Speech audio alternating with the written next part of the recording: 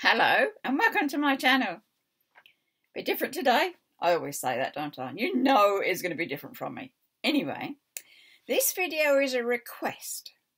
I had a request from Angie who asked where to begin reading the Bible, especially when you're a new reader of the Bible. You know, people just, do you just jump? Do you pick a book? In a book of the Bible, clearly. Do you have a fancy Bible? You know, do you have to dress it, play with it, put tabs in it, write in it, all sorts? Or can you just take a simple Bible and away you go? My advice, just my advice, not anybody else's, it's just what I feel. For me, the NLT, New Living Translation, or the NIV, New International Version, are the best ones to read. They're the easiest to read. But that being said, the children's Bibles are even better to read. Not because you're a child, not because you've got a child's brain. They just put it nice and simply. When I try and read the New King James and the King James, I find them a bit too deep. I can't quite get into them. So as I said, I like NLV and IV. There's loads. There's loads of them. And it's only after reading a few that you'll get used to what you like. You know, you think, oh, I like that version better. I mean, I like nothing more than having my desk in here in the craft room, several versions laid out, the same piece of verse in each of them open, and then compare.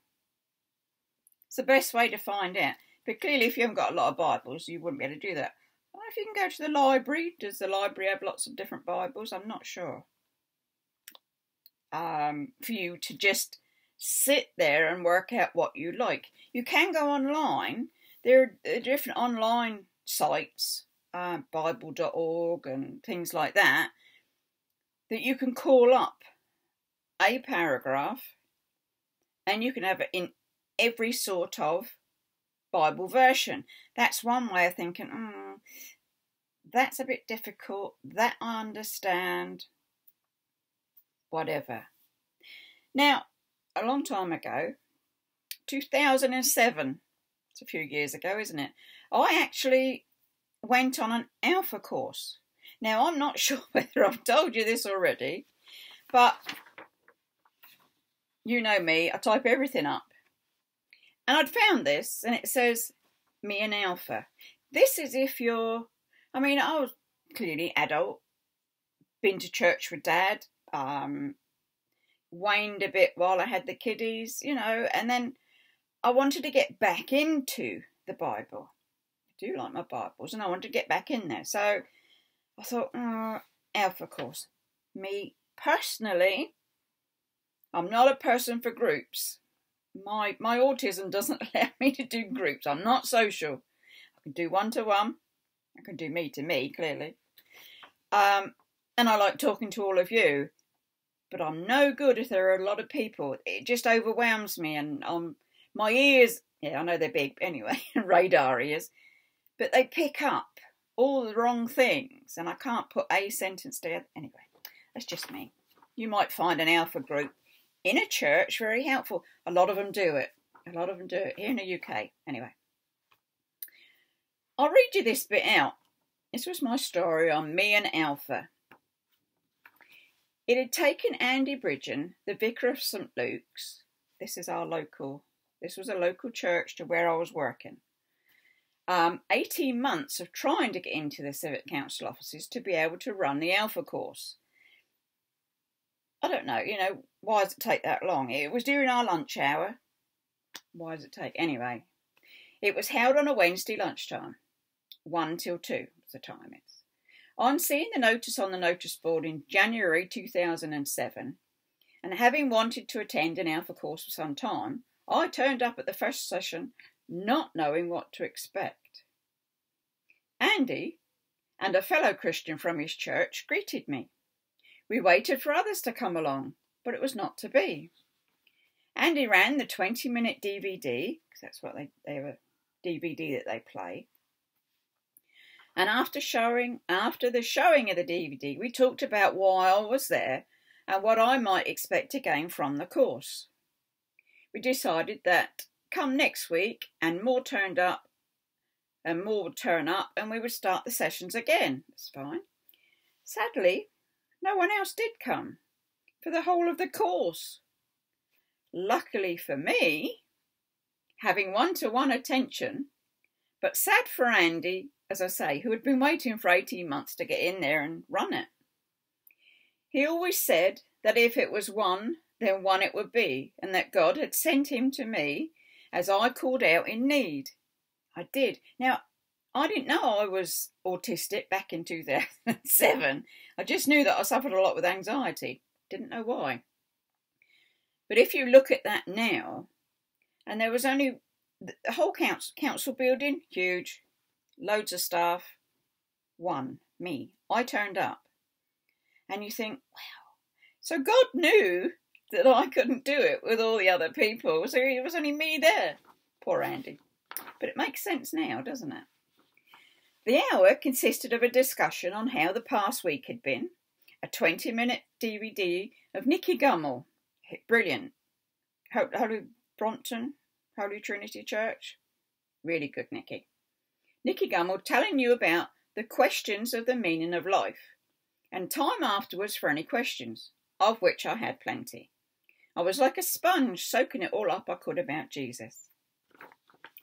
Before I had even finished the course, I noticed how my life was changing, for the better I might add.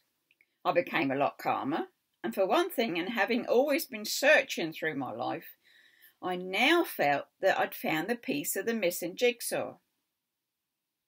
God was my missing piece. Now, as you say, I'd had him as a youngster, gone to church with Dad, and Dad had a big back room, a spare room full of Bibles and all sorts of religious stuff. So this was my missing piece that I'd felt. As I said, I'd attended church as a child, going to Sunday school, but from my teenage years onwards, church didn't feature so much, mainly because my parents splitting up and moving homes left and right and centre, so not really putting down any roots. Then it was marriage and children, and time just disappears. Now I'm remarried and very happy, but still felt the need to search for something, but not knowing what. I did visit St Luke's Church for a few weeks, but again, I did not stick at it. Why? Who knows? I could not put a finger on the reason. Again, family commitments came into play, the time of the service, the fact that I felt cold. All very silly excuses, I hear you say, and quite rightly so. I remember church as a full place with lots of singing, lots of prayers, old hymns. Even in primary school, which was St Albans I went to in Havant, we had a regular service, even religion, yes, as a classroom subject. I can't quite remember Sunday school, only the fact that we went off into another room, and if I had anything to do with it, I did drawings, because I love my drawings. Now, my main reason for sharing my Alpha with others is to show them that it's not about rules and being brainwashed, as I had heard said.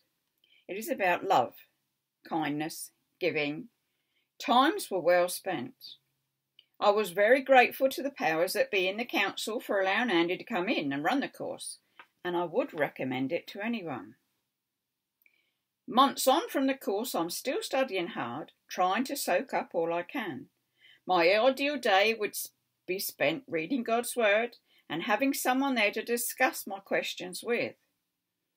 I found a good friend in Genevieve who actually came and supported me on the Alpha course, and who I met with every Thursday lunchtime, after the Wednesday, to discuss his word. And we've struck up a very good friendship all around the Bible. Bit at the bottom. I would like to help others in coming to God. I'm looking at courses at the moment to help me find the best course to help and encourage others. God will show me which one to take. I'm sure of that. Lots of good things have happened since that first session with Andy. I now feel a lot better about myself. I give more freely of my time and possessions if I can help others. I mentioned Genevieve in there. Genevieve's been, as I say, my friend since January 2007. She was a worker in the council, and she'd obviously seen the notice as well. Now, Genevieve was well read, well Bible read, but she came along to see if she could offer any support. I was so grateful. And she's a really nice friend. Thank you, Genevieve. Still see her occasionally now. Obviously, we both retired from work and you grow apart. But we still talk. If I have questions, I can still put them to Genevieve. But what I'm saying for Angie is, look at the different Bibles that are on offer, the different versions. If you can find an Alpha course, you might like to join one of those. I think the usual ones in the churches go along the lines of they do the teaching and then halfway through I think they have a meal together. Halfway through the different weeks they have a meal together and they share and all that sort of thing. Personally, I needed the one-to-one, which God obviously gave me. In the whole of the council, you think that's quite amazing, isn't it? But he knew. He knew I only needed the one-to-one, so that was good. You don't need flashy stuffed fibres, labelled up Bibles. You start with something simple. This was the Bible that I took to the Alpha course. Not sure if I wrote it in here. There we go. It's a bit light, isn't it? Presented to Linda, obviously from me, for the Alpha course 2007. See? So, this is what I took in. And there's a bit on here that says, the Bible is the same version as my daily study Bible for women. I've got one of those as well. Except the daily Bible has extra information in it, which was the other one. You can get so many. You can get Inspire Bibles where you can journal in them, you can colour in them, write in them, do all sorts of things. You can get just plain text Bibles, you know, just 2-column, nowhere to write. But what you can do, when you want to write something else, find it for you. I know it's in here somewhere. You just put it on pieces of paper. Can't find one now because I'm looking. I'll put it on extra paper. Anyway, you can put extra notes in these for whatever you want. If you've got a bit up here, you can write bits up there. So it's entirely up to you how you use them and what you use. For me, if you want to know where to start, I always start with Genesis. I feel that Genesis is the beginning of everything. So I feel it's my beginning of getting to know the Bible. And Genesis has got so much in it. It tells you where everything started, why it all started, how it all started. The good, the bad, all sorts of things in there. But it is definitely a case of, I would start with Genesis. You don't have to work your way through. You can pick any book of the Bible after that. You know, whichever you fancy to read. When I started with Genesis, the bit at the top says, it's in pencil, I can read it, genealogy at its best. You see, it's how everything begins. If you'd like your next one, you could always go to Matthew. Clearly, Matthew starts your New Testament. And that is after the birth of Jesus. So you can go in Matthew. Now, I happen to just write down like the tree, as I would. But Matthew is a good starter as well. what you will find, which I've found, is that as you're going through, quite a bit is repetitive. But don't worry about that, because what you do is, not one good way of putting this. Remember when you were at school, you did something naughty and you had to write lines? I must not talk in class, that sort of thing. Yeah. With the Bible, because it keeps telling you things over and over and over. I'm on Leviticus. I'm writing out Leviticus at the moment. And it keeps saying, do not do this, do not do that. You mustn't do this, you mustn't do that. And it's pretty repetitive. But I tell you what, it goes in. It stays in there because it's like writing lines. As I say, just get yourself a Bible, whatever version. I'd suggest Genesis to start with. My suggestion. Everybody has their own preference of where to start. I'm being asked, that's the answer to my question. Oh, it's the answer to your question, Angie. Where to start? I tackle Genesis first, and it's a lovely one because it starts with in the beginning, and that's what we want, isn't it? In the beginning. So you've had my Alpha story, which I would recommend if you can get on an Alpha course.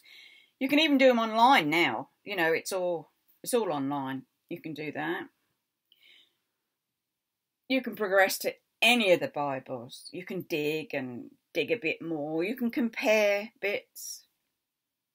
But I'm probably going on a bit too much here. But you can see where I'm going with this. I love my Bibles. And they mean so much to me. And if I don't have anywhere to write, there it is. I'll write on notes and just put a washi tape and put them in. I'll highlight them. If you can see, that pencil's a bit light, isn't it? See if we got a darker pencil, perhaps. Not a lot. Darker pencil. I'll date what I've been reading. But that's just me. You know, you do it however you want. I was following, it says tear up your Bible in a year. It doesn't literally mean tear it up. But this is good because that doesn't do them in books. It jumps. And I printed it off and I can mark up what I've read, you see. And even in this Bible, I've still got more bits to do because they're not all ripped off or not all ticked off. Yeah? It says here, 1 Corinthians is a bit obviously caught my attention. The temptations in your life are no different from what others experience. And God is faithful. He will not allow the temptation to be more than you can stand. When you are tempted, he will show you a way so that you can endure. Something to me. Is there any more? There we go. We make a living by what we get. We make a life by what we give. Think about that one. Some more on there. May the Lord bless you and protect you. May the Lord smile on you, be gracious to you. May the Lord show you his favour and give you his peace. Now that's Numbers 6, 24 to 26. You see, I'll write on anything. I think, oh, that stands out. I need to put it somewhere. And I will. On anything. But I'll keep going. And I should get through that one eventually. My daily one. That I do up because otherwise everything will fall out. I hope this has helped. And I hope it gives you an idea of how you want to start. Not how I start. Not how anybody else starts. You go with what resonates with you. On that note, do give us a thumbs up. Do subscribe. And if you have questions, like Angie had a question, bless her, let me know and I'll try and accommodate. So I should say, stay safe, take care. And you know it's bye-bye for now.